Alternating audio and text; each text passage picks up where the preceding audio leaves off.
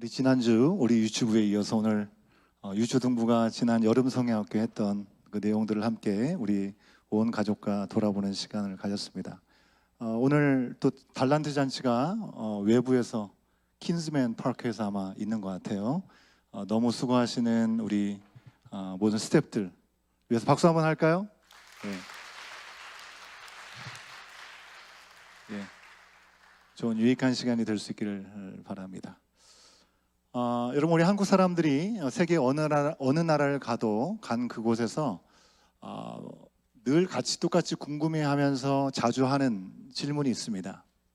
아마 여러분들도 하시지 않았을까 싶은데, 처음 만나게 되면 어디 살다 왔느냐라고 물어보고, 같이 얘기하다가 혹시 성씨라도 갖게 되면 어디 성씨냐라고 물어보게 됩니다. 우리 자녀들에게 좀 어려울 수 있으나 이제 혈연, 그러니까 피가 어떻게 연결되어 있는지를 이제 확인하는 거고요. 어느 동네에 살았는지 지연, 그죠? 살았던 동네에 대한 연결을 사실 많이 이렇게 연결 지으려고 하는 경향이 있는 것 같습니다. 어느 가족에 속해 있는지 또 어느 지역 출신이었는지 이걸 물어봐서 사실 이제 이 자리에서 만난 것이 처음임에도 불구하고 같은 성씨고 내가 살았던 동네하고 같은 동네에 살았다는 것을 확인하게 되면 그 이유 하나만으로도 이미 가족이 된 것 같은 그런 느낌을 갖게 됩니다.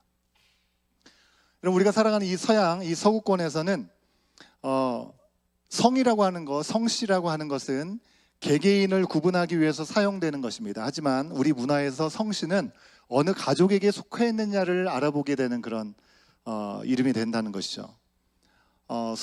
서구권에도 우리가 살아가는 이 동네에서 성씨, 영어로 하면 last name이라고 하죠.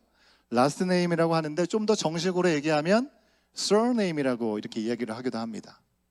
여러분, surname은 원래 같은 이름을 가진 사람들이 많잖아요. 왜요? 성경 속에서 그 이름을 많이 짓기 때문에. 똑같은 이름을 가진 사람들을 어떻게든지 구분하기 위해서 사용하는 이름이 sir 이름이라고 하는 겁니다. sir라고 하는 말은 원래 over라는 그런 이름하고 그 뜻을 갖고 있어서 원래 이름에 덧붙인다라는 것이 바로 surname이라고 할 수 있습니다. 여러분, 생각해 보세요. 존이라는 이름이 있다고 생각해 보세요. 존이라는 사람이 한 명이 아니라 여러 사람이 있는 경우에 저 사람은 이 쇠를 쳐가지고 만드는 대장장이다 하면 그때 당시에 존 스미스라고 이렇게 이름을 친 것입니다. 대장장이 하는 스미스다. 목수로 이게 나무를 깎는 일들을 한다면 카펜터잖아요. 그래서 저 사람은 존 카펜터다라고 이렇게 이름을 붙여서 서라는 서네임을 그렇게 직업을 붙여서 사람을 특정하기도 했고요. 또 다니엘이라는 이름도 우리 교회도 있지만 여러 이름을 쓰게 되잖아요. 여러 명이 있으면 그 사람이 누구의 아들이냐라는 이름을 붙여서 만약에 존의 아들 그러면 존 선이잖아요. 그래서 다니엘 존슨 하면 존의 아들 다니엘이다라고 그 사람의 부모님을 옆에 붙이면서 그렇게 부르기도 했다고 하는 것이죠. 이렇게 다른 다니엘 이름을 갖고 있는 사람들을 구분을 했습니다. 데이빗이라는 이름도 되게 많잖아요. 그죠? 데이빗 힐이라는 이름이 있다고 생각해 보세요. 그 사람은 왜 데이빗 힐일까요? 그 데이빗이 살았던 동네가 언덕 위에 있기 때문에 데이빗 힐이라고 이름을 붙였다고 하는 것이죠. 사는 지역, 그 사람이 갖고 있는 특징을 이름에다가 붙여가지고 우리가 알고 있는 그 사람은 바로 그 사람이야 라고 명명을 하게 됐다고 하는 것입니다. 앤드류라는 이름도 되게 많죠. 앤드류 브라운이라는 이름이 있다고 생각해 보십시오. 왜 브라운일까요? 그 사람의 피부 색깔이든지 그 사람의 머리 색깔이든지 뭔가 그 사람에게 나타나는 색깔이 브라운이기 때문에 거의 서네임에 그렇게 붙이는 경우들이 있었다고 하는 겁니다. 여러분, 원래 작은 동네에 살면 이름을 갖고 있는 사람이 많지 않겠죠. 그러나 점점 사회가 확대되면서 같은 이름을 갖고 있는 사람들이 많게 되면서 서네임을 붙여서 각 사람을 구분하고 불렀던 것이 바로 성씨가 갖고 있는 특징이라고 하는 겁니다. 그 구분을 위해서 성씨나 그 이름, 그 성이 굉장히 다양하게 나타날 수밖에 없었던 것이 우리가 사는 이 동네, 우리 서양에서 나타나는 그런 모습이라고 하는 거죠. 근데 동양, 우리 한국어를 생각해 볼까요? 우리는 성씨가 바로 아버지의 성을 따르거나 우리의 가문의 성을 따르게 됩니다. 그렇기 때문에 다른 나라에 비해서 성씨가 아주 다양하지 않아요. 그죠? 많지 않습니다. 오히려 성씨로는 그 사람이 누구인지를 정확하게 구분해내기가 쉽지 않아요. 옆마을에 김씨라고 하는 사람이 있다고 하면 김씨가 너무 많으면 그 사람의 이름을 정확하게 누군지를 알지 못하는 이상 누군지를 잘 알 수 없다고 하는 것이죠. 그래서 서구 문화와 우리 동양의 문화, 우리 한국의 문화에서 성씨의 의미가 이처럼 달랐다고 하는 것입니다. 개인이 누구누구인지를 분명하게 알려주기 위해서 서양에서는 성씨의 이름을 붙였다고 한다면 동양에서는 우리 한국은 어디에 속해 있는지를 더 알려주는 게 성씨가 갖고 있는 그런 의미라고 하는 것이죠. 제 이름으로 예를 들자면 제가 진성인이잖아요. 성인이라고 하는 저 한 사람보다는 진씨라고 하는 그 가족에 속한 사람이라는 것을 더 강조하고 있다라고 얘기를 할 수 있을 것 같습니다. 여러분, 성경 말씀에서 하나님께서 택하신 백성, 선민이라고 하는 이스라엘도 우리 민족과 많이 비슷한 것 같아요. 이스라엘은 아브라함과 이삭과 야곱의 자녀들이 이스라엘 혈연 공동체가 된 겁니다. 그 핏줄이 이어져서 혈연 공동체가 되었고 가족 공동체가 된 것이죠. 여러분, 우리가 성경을 통해서 알고 있는 것처럼 야곱에게는 12명의 아들이 있었습니다. 이 12명의 아들들을 통해서 그들의 후손들이 민족이 되게 된 것이죠. 지파가 생기고 결국 그들이 이집트로 가가지고 큰 제국의 보호를 받으면서 큰 민족으로 성장하기까지 그곳에 머물게 되었습니다. 그래서 그들에게는 성씨가 따로 없고 어느 지파 누구, 쉽게 말하면 레위 지파 모세 이렇게 불렀다고 하는 것입니다. 그런 이스라엘 민족이 이집트에서 고난을 당하고 어려운 시간들을 보내다가 하나님께 도움을 구했을 때 모세를 통해서 출애굽을 하게 되죠. 그 과정에서 민족의 진정한 왕이 누구신가? 바로 여호와 하나님이다.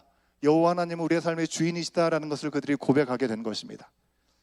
한 가족으로 시작해서 그들이 모시는 하나님은 이 신도 믿고 저 신도 믿고 그런 것이 아니라 오직 유일하신 여호와 하나님만을 믿고 있기 때문에, 그리고 그 하나님께서 주신 그 말씀을 그들의 삶의 기준과 법으로 삼고 있기 때문에 한 가족 출신인 이스라엘 민족은 개인이 중요하다기보다는 공동체가 너무나 중요했던, 쉽게 얘기하면 나보다는 우리가 우선인 공동체가 이스라엘 공동체였습니다. 우리 한민족과 정말 많이 닮아 있죠. 여러분, 우리나라도 우리 역사책을 보든지 우리 부모님 할아버지 세대의 얘기를 들으면 외국으로부터 너무나 많은 공격을 받고 또 아는 대로 광복절도 지났잖아요. 일본에 의해서 압제를 당하고 힘든 시간들이 있었습니다. 그러면서 민족이 더 똘똘 뭉쳐야, 그래서 민족과 나라가 전체 하나가 돼야 되는 그런 사명이 있었던 나라이죠. 그래서 운명 공동체로 여겨져 있었습니다. 우리 민족은 하나님 중심으로 살지는 않았어요. 그죠? 하지만 그 시대마다 유교든지 불교든지 어떤 종교들이 들어왔을 때 그 종교는 개인이 믿고 싶은 개인의 종교가 아니라 나라와 민족 전체에 영향을 끼치는 규범이 되고 기준이 되는 그런 종교들이었다는 것입니다. 시간이 지나면서 이스라엘 출신의 사람들도, 즉 유대인들도요, 성씨를 가졌습니다. 서구 사회와 마찬가지로 각각 사람들을 구분하기 위해서 누구의 아들이다, 어느 직업 출신이다, 성을 붙여서 그들을 구분했습니다. 하지만 여전히 이스라엘 민족은 공동체 중심의 모습을 가지고 있습니다. 왜냐하면 그들은 아브라함에게로부터 내려온 아브라함을 조상으로 삼고 있기 때문에 그렇고요. 그들의 삶의 주인은 여러 신이 아니라 여호와 하나님 한 분이기 때문에 그렇습니다. 각 사람의 존재도 너무나 소중하고 중요하지만 그들을 하나로 부르신 여호와 하나님, 그분 안에서 한 민족이고 한 신앙 공동체라는 것이 이스라엘 민족에게 너무나 중요했습니다. 그랬던 이스라엘이 약속의 땅 가나안 땅에 들어가면서 가나안에 살고 있는 사람들 전부 다 죽이고 쫓아내라고 했는데 그러지 못했어요. 그러지 않았어요. 못 쫓아내기도 했었지만 나중에는 그들을 종으로 삶아서 지내다 보니까 그들을 내쫓기보다는 그들을 부려먹는 것이 우리 가운데 큰 유익이 있다는 생각을 갖게 된 것입니다. 하나님의 명령대로 가나안을 쫓아내라고 하신 것은 하나님 한 분만을 온전히 믿고 그분 안에 삶의 기준이 그분께 있음을 그들이 놓치지 않기를 바랬던 것인데, 가나안에 살고 있었던 그 사람들, 그들이 믿었던 이방신들, 그들이 믿었던 그런 우상숭배, 그것들이 고스란히 이스라엘 민족에게 그대로 스며들게 된 것입니다. 여러 신을 믿기 시작하고 내 유익을 위해서 그런 신들을 거부하지 않게 되는 것입니다. 온 세상을 지으시고 지금 또 다스리는 온 땅의 주인 되신 하나님이 그들의 왕이셨어요. 근데 그들이 어떻게 바뀌어요? 우리에게도 왕을 달라고 하는 것입니다. 다른 나라처럼 우리에게도 사람의 왕을 달라고 그렇게 요청을 합니다. 하나님께서 직접 다스릴 때 온전한 복을 누릴 수 있는데, 사람을 왕으로 삼았을 때 그들이 갖게 될 여러 가지 멍해와 어려운 시간들을 알려줬음에도 불구하고 그래도 우리는 세상의 가치를 따라 그렇게 살고 싶다라고 얘기를 한 것입니다. 하나님께서 주신 그 영광스러운 자리를 내어버리고 다른 사람들이 생각하는 가치관을 받아들이기 시작했습니다. 그리고 하나님의 자녀된 그 정체성을 잃어가기 시작했습니다. 하나님께 예배드리는 것이 없어지진 않았어요. 똑같이 예배를 드렸는데 점점 형식적으로 하나님과의 인격적인 만남들은 전혀 일어나지 않고 그냥 예배를 드렸다, 거기에 만족을 갖게 되는 형식화되는 그런 모습들이 있었습니다. 가난한 사람들이 그랬던 것처럼 자기 자신을 위해서 많은 신을 갖고 그들에게 숭배하고 물질을 숭배하는 데 빠지게 되었습니다. 세상에 하나님께서 그들을 복되게 하셔서 모든 나라들에게 본이 되고 복의 통로가 되기 위해서 제사장 나라 거룩한 백성으로 그들을 부르셨지만, 세상의 가치를 따라 살아가는 그들은 점점 하나님께서 원하시는 방향이 아닌 나락으로 떨어지기 시작합니다. 그래서 하나님께서는 더 이상 그들을 내버려 둘 수 없어서 선지자를 보내셔가지고 그들을 돌이키려고 계속해서 설득하시고 기회를 주십니다. 그럼에도 불구하고 자기의 교만으로 환난과 어려움이 있음에도 불구하고 끝까지 하나님 앞에 온전히 돌아오지 못했던 이스라엘 백성은 하나님께서 그들에게 마지막 매를 드십니다. 나라를 망하게 하시는 것입니다. 그리고 그들은 스스로가 주인이 아니라 하나님이 주인 되심을 다시금 깨달을 수 있는 기회를 주신 것입니다. 그리고 나라는 망하고 바벨론의 포로로 끌려갔다가 다시 하나님께서 약속하신 70년의 시간이 지나고 돌아와서 폐허가 되었던 원래 살던 동네를 재건해야 되는 사명을 갖고 그들은 돌아오게 되죠. 그리고 그 내용이 바로 우리가 읽는 스가랴의 내용 가운데 확인하게 되는 그런 일이었습니다. 그들은 돌아오지 않았습니다. 하지만 은혜와 자비가 한이 없으신 하나님께서 돌이키시고 다시 그들이 일어설 기회를 주셨다는 것이죠. 그리고 오늘 말씀에서처럼 그날이 올 것이다 라고 말씀하셨습니다. 여러분, 그날은 어떤 날일까요? What kind of day is that day? 그날이 어떤 날일까요? 여기서 뭐라고 얘기하네요, 그죠? 첫 번째, 여러분, 이스라엘이 죄에 대해서 심판을 받는 날이 바로 그날이다. 그러나 하나님의 긍휼로 모두가 멸망받지 않고 남겨지는 이들이 분명히 있을 거다라고 말씀을 하십니다. 우리가 읽지는 않았지만 14장 2절 말씀을 같이 한번 세 번역으로 확인해 보도록 하겠습니다. 제가 읽어드리겠습니다. 내가 모든 이방 나라를 모아서 예루살렘과 싸우게 하겠다. 이 도성이 함락되고 가옥이 약탈당하고 여자들이 겁탈당하고 이 도성의 주민이 절반이나 사로잡혀 갈 것이다.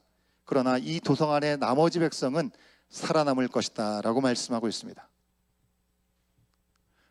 그날은 죄에 대한 분명한 심판이 있는 날이지만 하나님의 긍휼로 모두가 멸망당하지는 않을 것이라고 얘기했습니다. 그뿐만이 아닙니다. 두 번째로 하나님께서 그들을 불쌍히 여기셔서 그들을 위해서 싸우시는 날도 된다고 말씀하고 있습니다. 3절 말씀 같이 확인해 봅니다. 시작. 주님께서 나아가셔서 이방 나라들과 싸우실 것이다. 전쟁 때 싸우시던 것처럼 하실 것이다. 전쟁 때 그들을 위해서 싸우시던 것처럼 그들을 위해서 싸워주신다고 말씀하고 있습니다. 바로 그날에.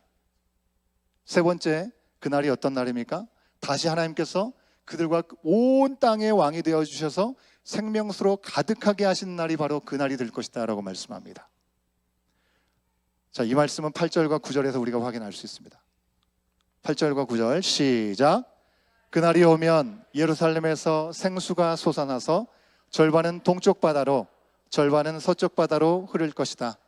여름 내내 겨울 내내 그렇게 흐를 것이다. 주님께서 온 세상의 왕이 되실 것이다. 그날이 오면 사람들은 오직 주님 한 분만을 섬기고 오직 그분의 이름 하나만으로 간구할 것이다.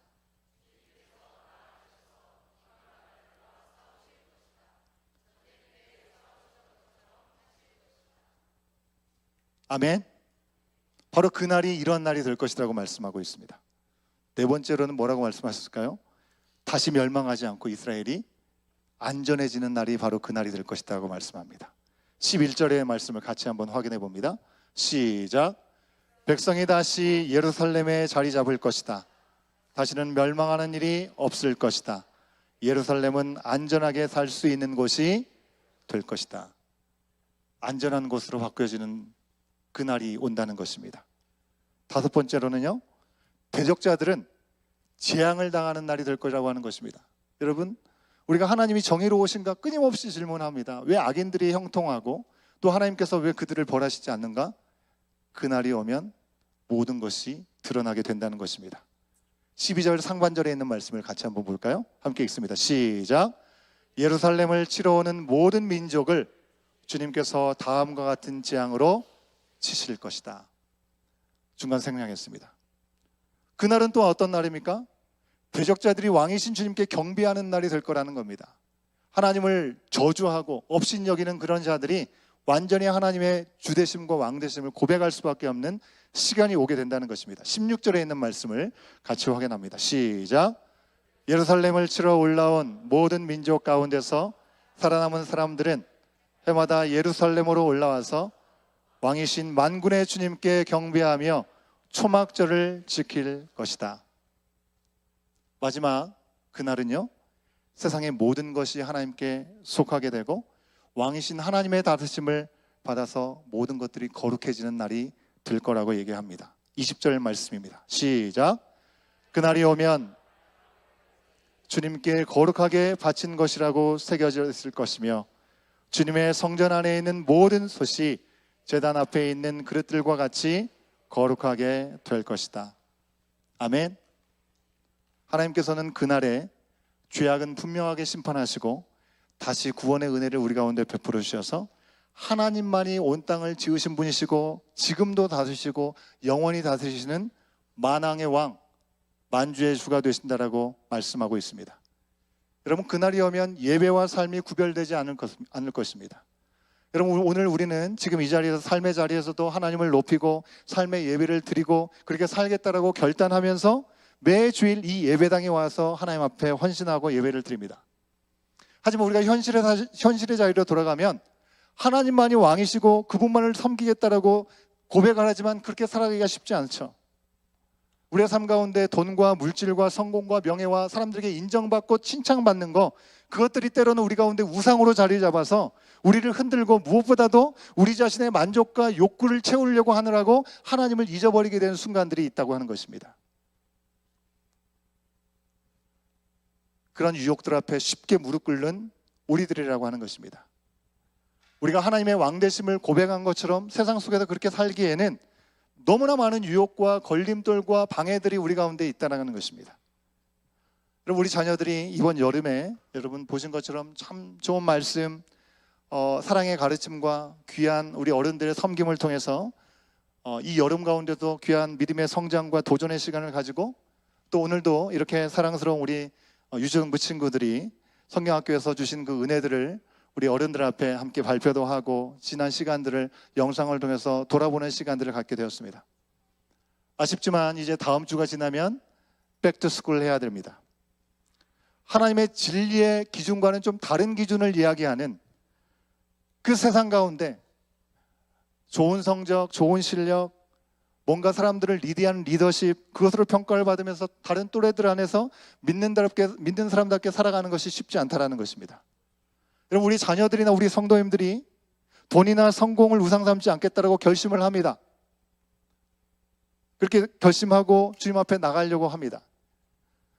돈과 성공이 하나님이 아니다라고 마음의 다짐을 합니다. 하지만 때로는 나보다 더 좋은 집을 보고 공부나 운동을 더 잘하는 어떤 친구들을 보게 되었을 때 더 인정받는, 내가 갖고 있는 직장보다도 더 인정받는 직장에 다니고 좋은 운동화를 신고 있는 모습을 보고 부러워하는 그런 소셜미디어에 나오는 그런 모습만 보더라도 왠지 기가 죽고 우울해지고 그것을 따라가고 싶은 그런 모습을 갖는 것이 솔직한 우리의 민낯이라고 하는 것이죠.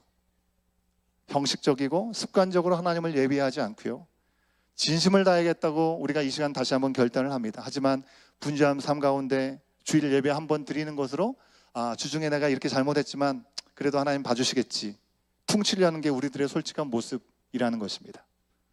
여러분, 성공과 돈과 인정과 내 자신을 우상으로 만드는 이 세상에서 하나님이 우리의 삶의 왕이시고 우리의 삶의 주인 되신 삶을 살아가는 것은 정말 어렵습니다.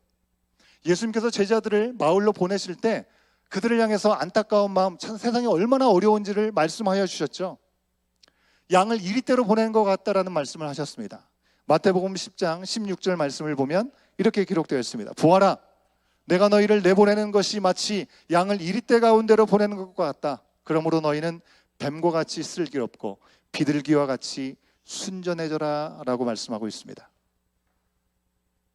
여러분, 이처럼 너무나 어렵기에 예수님께서는 믿는 우리에게 알아서 해봐 하지 아니하시고 성령님을 우리 가운데 보내신 줄 믿습니다.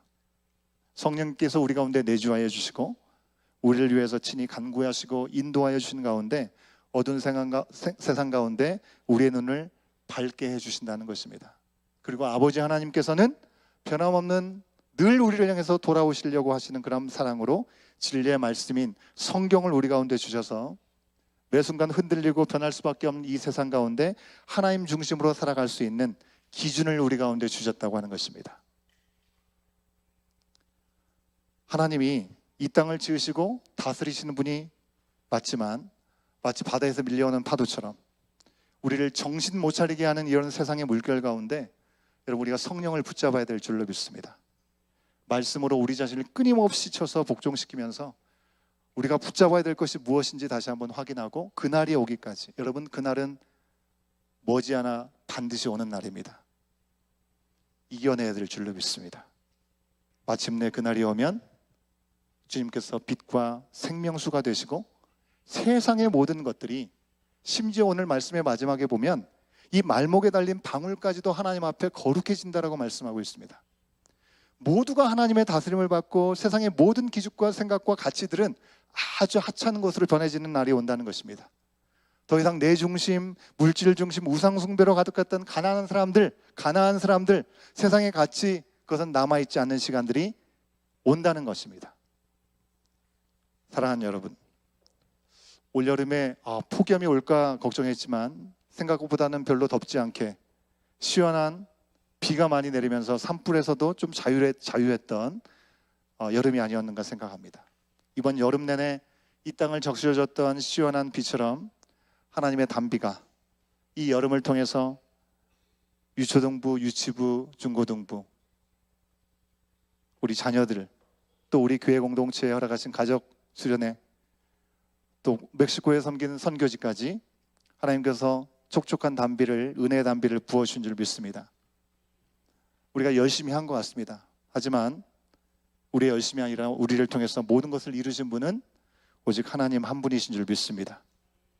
온 땅의 왕이신 그 하나님께서 우리 개인과 우리 공동체를 통해서 이 모든 일을 이루신다는 사실들을 다시 한번 기억하고 9월부터 시작하는 새 하반기를 주님과 함께 시작할 수 있기를 바랍니다.